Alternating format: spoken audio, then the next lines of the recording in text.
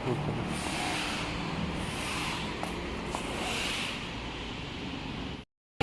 po yung transmission niya? Namin. Ito namin. Ito lang. Binabaklas na. Nabaklas na. Ito po yung mga tinatawag yung mga sensor. Ito. Balikan natin siya. Lagyan natin sa isang kaya.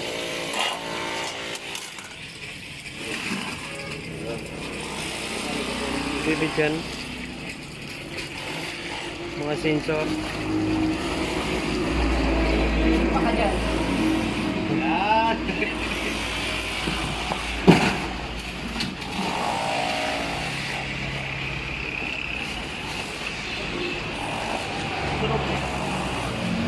Sunog yung tape niya. Sige ito, ibuksan mo ito eh.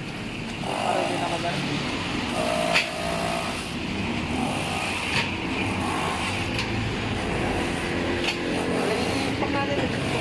Diyan sa ano, sa gilid.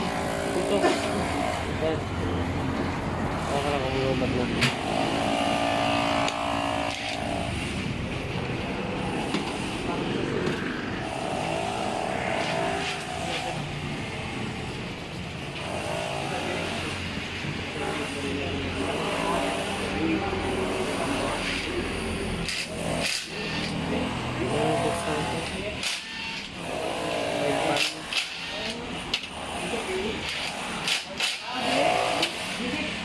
Ito yung transmission.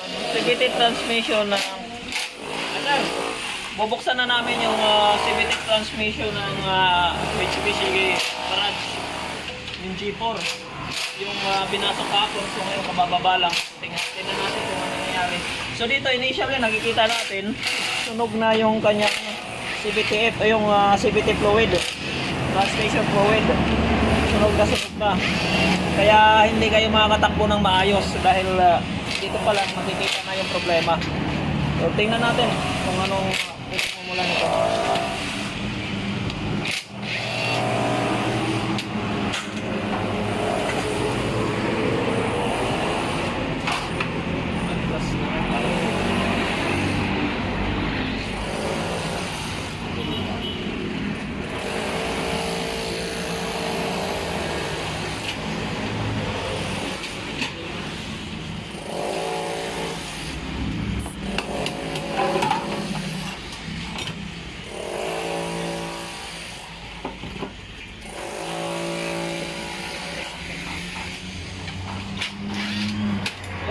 Dito, halika rito.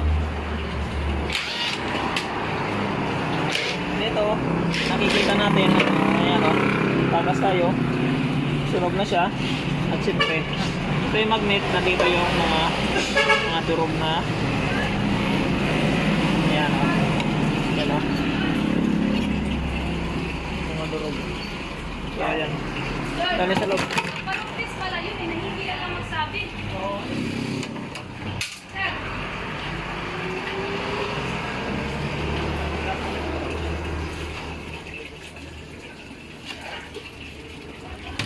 Ilo ba baron? Ha? Didilak. O, cross play mo lang, cross play. Video yun kayo. O, pag natatanggalin mo na yung body. Tatanggal mo.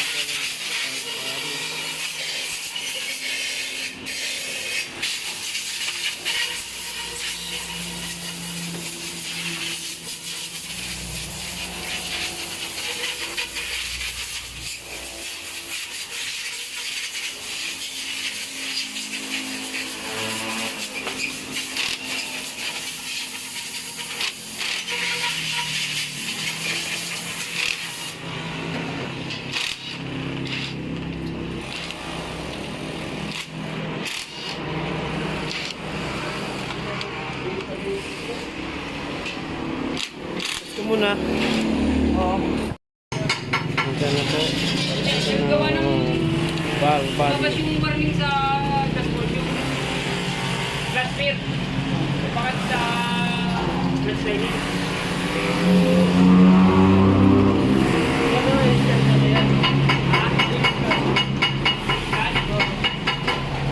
Tanggal ito.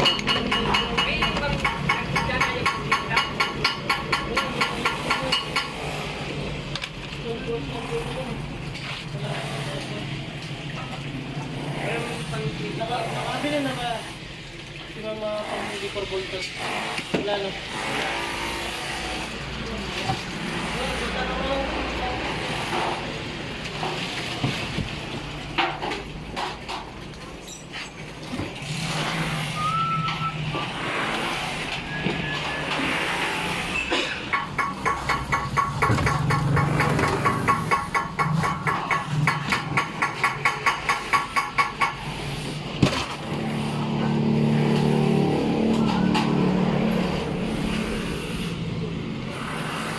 Tanggal na po yung balbado.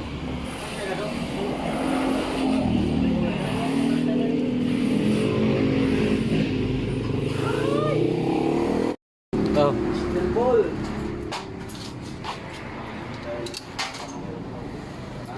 Wala akong matilyo. Sige.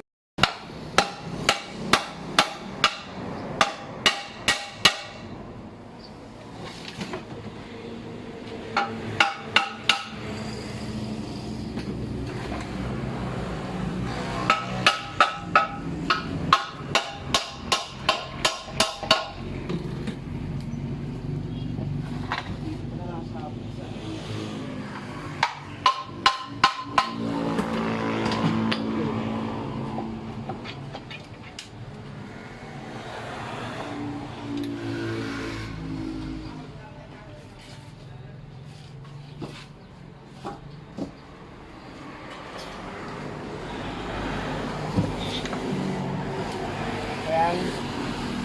Sobrang kapal ng ano.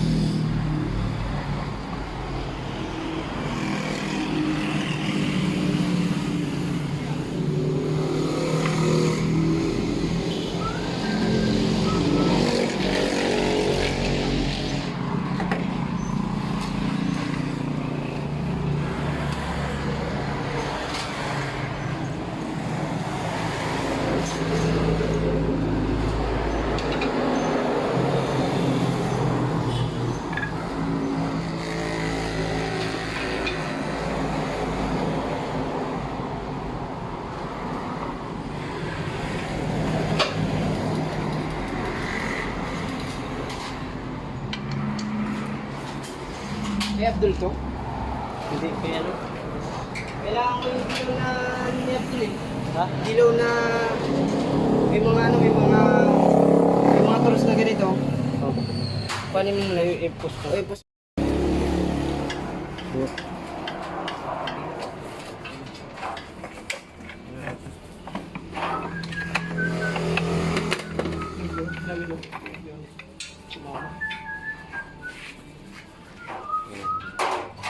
Ito na.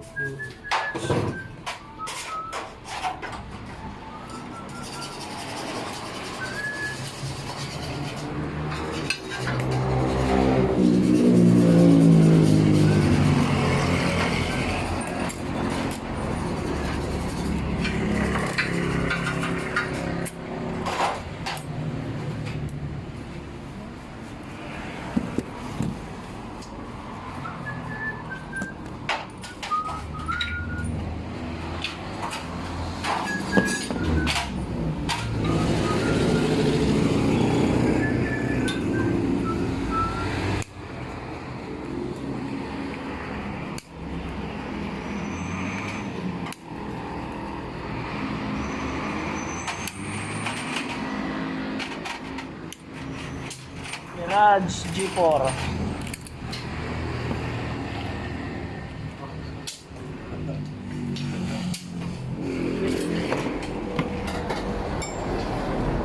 Madaling porta.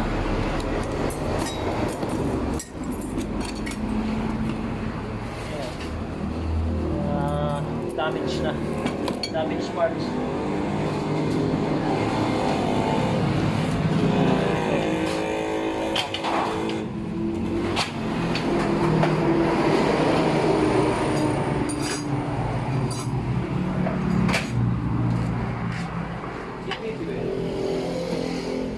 transmission, Mirage G4.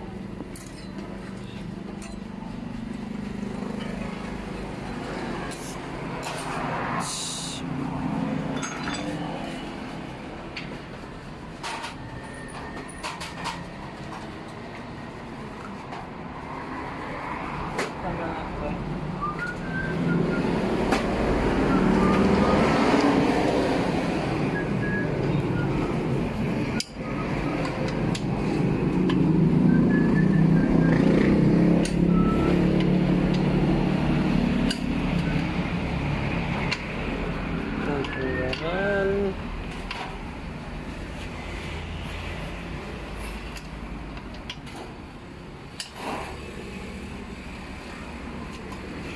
Ball body.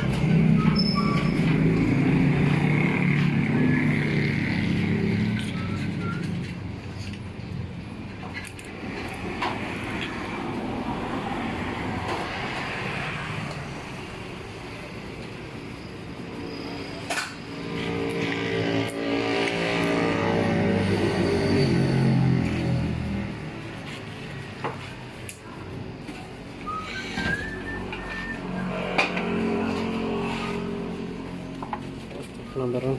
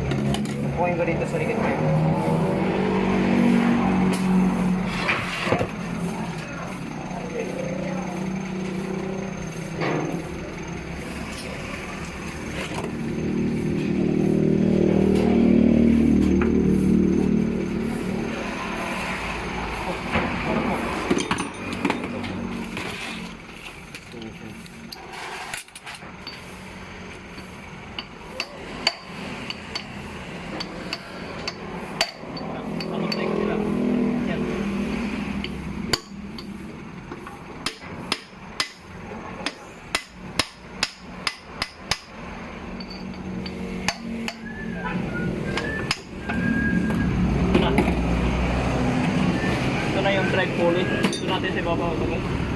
Linisan mo ito dito tayo. Linisan mo. Yung patong natin dito.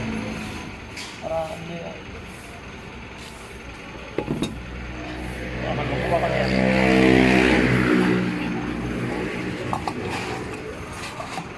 Ganyan lang. Inspection na natin. Ito sir yung drive pulley. So makikita natin, ayan o, damage.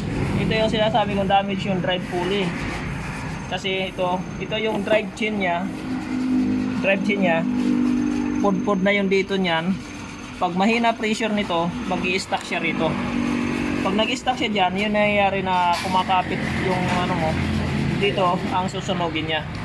Itong parte na to, maigi, hindi pa naputol. So ang gagawin natin ngayon, titingnan ko, i-restore ko lang yung surface nito para at least mapakinabangan natin. Tapos yung pressure niya, kailangan may balik ko yung original pressure nito para hindi nasasabit dito. So hindi muna kami mag-advise na palitan natin to.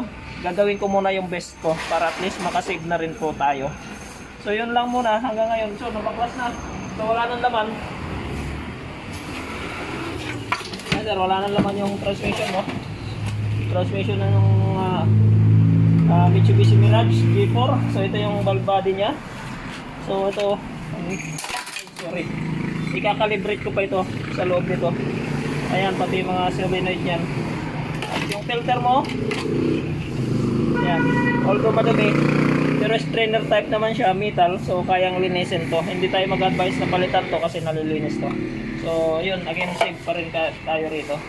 So ito lang ang mga kailangan kasi ito once na bukas tayo. So itong mga parts na to, yan yung mga kasama sa papalitan. Yan kasama doon sa quotation na binigay sa inyo.